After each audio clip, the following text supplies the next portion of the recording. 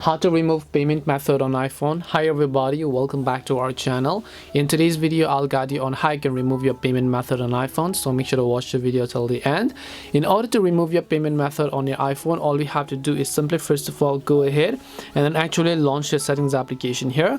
Once you launch the settings app, you're going to see this type of interface where you have to tap your Apple ID profile, which is at the very top of the screen. Once you tap the Apple ID profile from the very top, here you'll find a section called payment and shipping, where you want to simply tap on payment and shipping option here. Once you tap on the option called payment and shipping, on the next page it'll just ask you to enter the payment method.